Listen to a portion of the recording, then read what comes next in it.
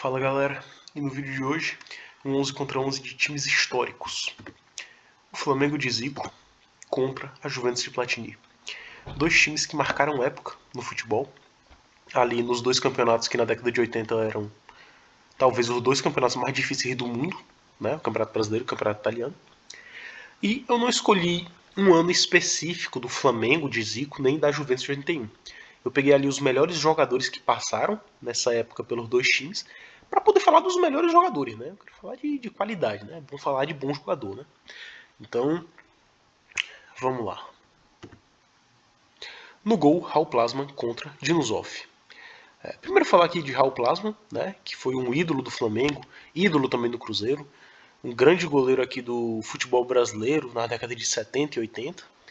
Mas aqui contra o Dinozoff não dá, né? O Dinozoff é uma das maiores lendas da história da Itália, um dos maiores goleiros da história do futebol mundial. O cara era um monstro, o cara foi campeão da Copa do Mundo com 40 anos, sendo capitão da Itália em 82. Então aqui não tem como. Aqui Dinozoff. Vamos lá, pra zaga. E aqui na zaga eu coloquei Leandro, que era um lateral direito, mas que no final da carreira foi jogar de zagueiro também no Flamengo. E também era um excepcional zagueiro. Enfim, era um excepcional jogador, Leandro.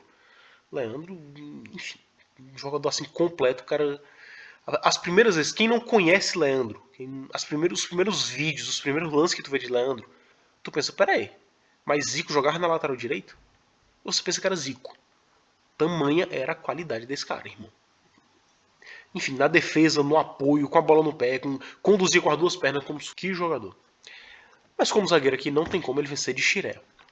Xiré aqui como zagueiro, quer dizer, não era nem só zagueiro, não era zagueiro, era líbero, mas na história pouquíssimos zagueiros iriam vencer essa disputa de Xiré.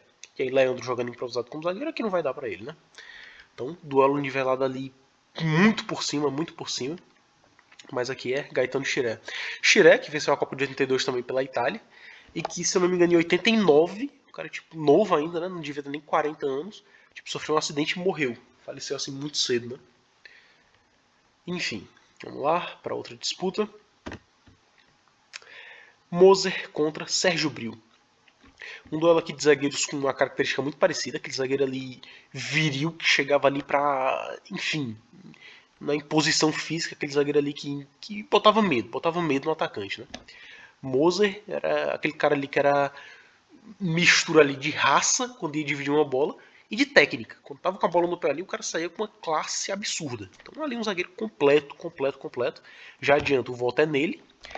E Sérgio Bril, que dito por ele mesmo, era um pedreiro num time de arquitetos.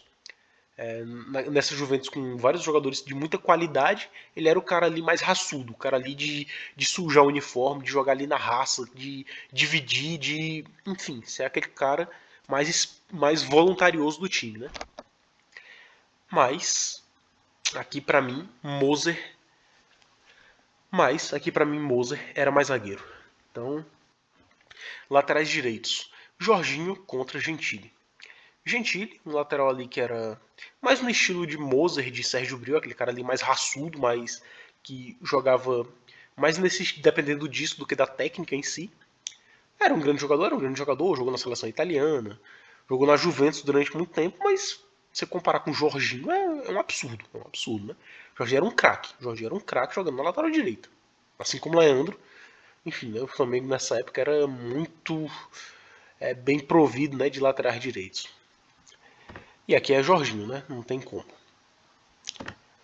Na lateral esquerda, Júnior contra Cabrini. Cabrini, um lateral esquerdo ali completo, defendia muito bem, atacava muito bem. Na Itália de 82 ele foi muito importante, jogou muito na Copa de 82. Mas não era um lateral que tecnicamente era esse absurdo, essa coisa de encher os olhos, que era o caso de Júnior. O Júnior, outro caso de um cara que tinha mas tanta qualidade, que no final da carreira foi jogar de meio campo. Campeonato Brasileiro de 92, ele jogou sendo o craque ali do time, o cara que criava as jogadas. E foi campeão do campeonato, eleito o melhor jogador do campeonato. Então, pra você, tipo, é um feito assim absurdo para um lateral esquerdo. E lateral esquerdo, e era destro. Jogava ali com o pé invertido, né? Enfim, craque, né? Que nós estamos falando de um jogador que era excelente, que era Cabrini, contra um craque, que era Júnior. Então, aqui é Júnior, né? Indo aqui pro meu campo, os dois carregadores de piano ali de cada time, né? Andrade contra Bonini. Andrade era aquele volante ali, tipo, no estilo ali de Williams, ali no Campeonato Brasileiro, que ele ganhou como técnico no Flamengo em 2009, né? E o Williams era aquele cara que, pra desarmar, eu vi poucos volantes desarmarem com tanta facilidade quanto o Williams. Quem lembra de Williams ali no Flamengo sabe do que eu tô falando. Ah, mas não acertava um passe, ele roubava 300 bolas e passe pro lado ele não sabia dar. Mas em compensação, passe longo ele acertava. Tipo, eu não entendia aquele de Williams. Chutava pra caralho, dava uns passes longos assim que eram muito mais difíceis, ele acertava. Só que passe curto ele errava muitos. Mas não fosse isso, o Williams era pra ser o volante da seleção. Era pra ser o volante da seleção, cara. Meu irmão, o que esse cara desarmava parecia brincadeira. Parecia que ele tava tomando a bola de criança. E Andrade era muito nesse estilo, mas com técnica, que dava passe de craque. Ele corria, marcava por todo mundo, mas que tinha qualidade com a bola no pé, né? E Bonini, que tem uma história muito engraçada da Juventus dessa época, que no intervalo de um jogo tava lá Platini fumando no intervalo do jogo. Aí chegou o presidente da Juventus, viu aquilo ali e falou: "Porra, Platini, que porra é essa? É com um jogador, cara, um jogador de classe mundial como você e tal, tá aí fumando." Aí Platini olhou pro presidente e falou assim: "Presidente." Aí apontou para Bonini: "Ele tá fumando?" "Não." "Então pronto, o que importa é isso. É ele quem corre, ele corre por ele corre por mim, ele corre pelo time inteiro. Quem vai correr é ele. Os meus pulmões são ele. Então não se preocupa não. Ele não tá fumando, então tá de boa. O cara corre por mim." O cara era nascido em San Marino, um país que tem 32 mil habitantes, um país que tem menos habitantes do que muita cidade pequena aqui do Brasil. E é isso, né? Nesse duelo ali, dois caras com uma característica parecida, mas Andrade era mais técnico, era mais jogador. Então aqui é Andrade. Segundo volante, Adílio contra Marco Tardelli. Tardelli era um meio-campista ali completo, um cara ali muito moderno para aquela época, né? Um cara que marcava muito e que chegava no ataque para apoiar.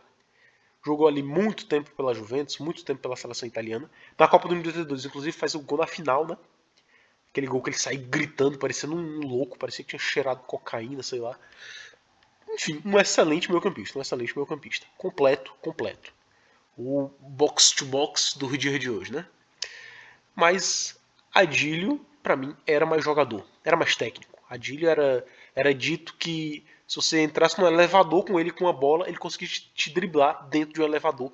Tamanha era a qualidade, tamanha era a habilidade desse cara. Enfim, um craque e talvez injustiçado pela seleção brasileira de não ter ido ali para a Copa de 82, né? Talvez merecesse ser titular ali naquele meio campo. E é isso, para mim, aqui nessa disputa ali nivelada por cima, mas aqui é Adílio. Craque. E o duelo dos camisas 10, de quem seria o craque do time, o meio armador do time, Zico contra Michel Platini. Dois camisas 10 completos. Zico talvez fosse mais completo no sentido de fazer gols, né? Fez o que? Mais de 800 gols na carreira. Platini não deve ter, sei lá, metade disso. Zico batia falta, Zico cabeceava, chutava com as duas pernas e tal. Platini não era tão goleador quanto o Zico, né? Nesse sentido. Talvez Zico fosse mais completo do que Platini. Mas, como é uma disputa aqui que você pode escolher qualquer um dos dois, qualquer um dos dois aqui que você escolher não tá errado, não tem como. É basicamente ali gosto pessoal. Mas eu vou adotar aqui como critério o fator decisão. O fator aquela coisa de dá em mim que eu resolvo. Para mim, isso faltava um pouco em Zico. Não que Zico se escondesse no momento decisivo, não, longe disso. Mas para mim, Platini tinha mais isso. Você vê ali as finais que ele jogou pela Juventus, os jogos decisivos em Copas, em Eurocopa, pela França, para mim ele chamava mais. Ali nos jogos grandes ele crescia, coisa que eu não via em Zico. Então, você pega, por exemplo, a final da Champions, de 85, Platini, o gol da Juventus, é um lançamento dele que ele bota o cara na cara do gol, se eu não me engano é um lance que ele dá o passe para Boniek entra na cara do gol, o cara faz o pênalti. Ele vai lá, bate o pênalti e faz o gol do título. Depois na final do Mundial contra o Argentino Júnior, ele faz o primeiro gol, ele dá o passe para o gol de Laudrup, e na disputa de pênaltis, o jogo 2-2, e na disputa de pênaltis, ele bate o último pênalti, que era, faz e é campeão. Ele vai lá, bate o último pênalti e a Juventus é campeã mundial. Então, para mim, ele tinha mais isso de decidir. A Eurocopa de 84, o cara faz 9 gols na Eurocopa. 9 gols na Eurocopa. E nas Copas do Mundo que jogou ali, 78, 82, 86, levou a França para 2 semifinais, coisa que Zico nunca conseguiu fazer com o Brasil. A melhor Copa ali que Zico teve pela seleção brasileira foi 78, que ele não era nem titular absoluto, né? Então, aqui adotando esse critério, aqui com dor no coração, mas aqui é Platini, camisa 10. E antes de ir para o ataque, dica de filme aqui, de 1980, O Homem-Elefante, de David Lynch. Anthony Hopkins no elenco, John Hurt. Cara, se você já assistiu esse filme e não chorou, você já tá morto por dentro, cara. Você não tem coração, você não tem nada dentro de você, cara. Eu coloquei aí na sinopse como sendo a história de um médico e de um monstro. Monstro entre aspas, né? Que era assim que a sociedade via ele. Mais um filme espetacular, cara. Espetacular. Assista que você não vai se arrepender. Não vai se arrepender. E voltando pro tema do vídeo, indo aqui pro ataque, Bebeto contra Boniek. Dois craques, dois jogadores espetaculares. Não da mesma característica, o Boniek talvez fosse mais meio campista, Bebeto fosse mais um atacante. Mas considerando o todo da carreira, aqui é Bebeto, né? Mas o Boniek também era um craque ali da Polônia. Levou a Polônia para a semifinal da Copa em 82. Não jogou a semifinal contra a Itália, talvez o jogo tivesse sido diferente, talvez ele conseguisse fazer mais ali pela Polônia, né? Mas Bebeto era mais jogador, né? Bebeto não tem como. Decidiu ali junto com o Romário a Copa de 94 e decidiu vários e vários títulos a carreira inteira. Era um atacante infernal ali de marcar, rápido, habilidosíssimo, fazia gol de tudo que era jeito. O voleio de Bebeto ali, nenhum jogador na história fez gol de voleio igual esse cara.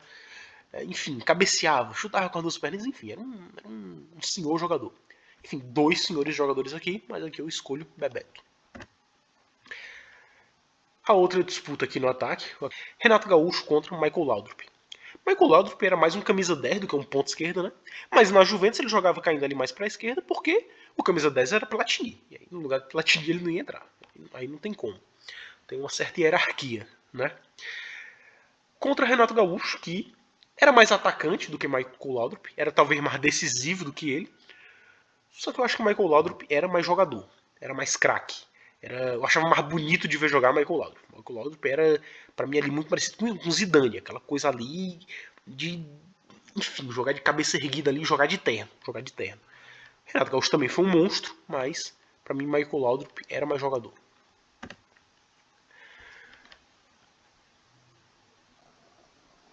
E antes do último duelo dos centroavantes, eu tenho aqui uma prévia do próximo vídeo do canal, que vai ser, vou comparar o Barcelona de Messi contra o Santos de Pelé. E aí eu deixo uma pergunta, vocês podem dar sugestões de como que vocês preferem o vídeo.